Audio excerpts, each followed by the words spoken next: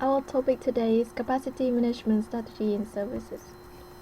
Capacity management lies at the heart of operation management and operations managers' duties, since it involves making the most effective use of valuable resources to satisfy anticipated customer demand, provide quality services, at the same time increase efficiency and save costs.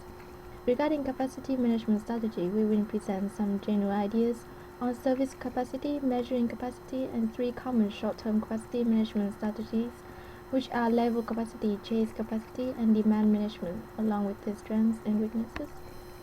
Service capacity is defined as the maximum level of value-added activity over a time period that the service process can consistently achieve under a normal operating system.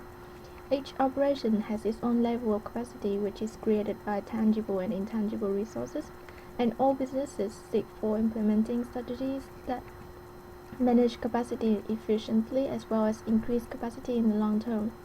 Capacity management is an enabling tool for operation managers to ensure that the process has sufficient resources to deal with the anticipated demand, meeting preset targets of quality in the most cost-effective manner. Depending on capability of operations, managers adopt different strategies and tactics. This mission will face more difficulties when dealing with services with variable demand or a complex mix of services. Failing to manage capacity leading to underutilized or overstressed resources may cause high operating costs and high risks of losing competitive advantages in the short and the long term. Measuring capacity is essential before determining capacity strategy. A simple way is through the amount of demand in a specified time period. However, satisfying anticipated demand doesn't always represent full utilization of a firm's capacity. Real firms often seek for more specified ways of measuring capacity.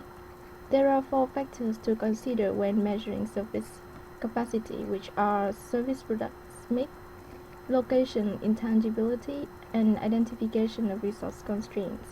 A service which is in a complex service mix, more intangible or hard to identify resource constraints, effective capacity measurement would be more challenging. Now I want to talk to you about level capacity strategy. The objective of this strategy is to maximize utilizations of expensive fixed resources. This works best when customers face a few alternatives such as professional consultant or popular restaurant that intentionally be under capacity to maintain their popularity. What company need to know in order to do this?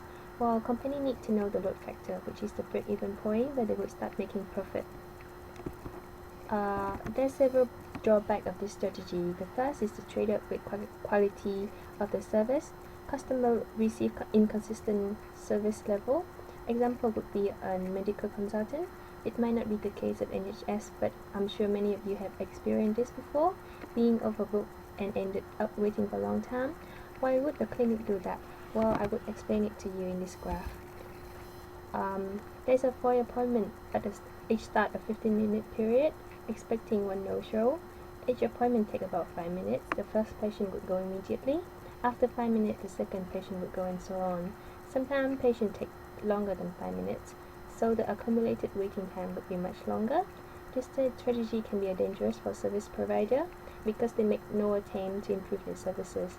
It would reduce the competitiveness in the long run and unable to catch up with the competitors. Approaches to level capacity can be either promoting a peak demand or managing queue effectively.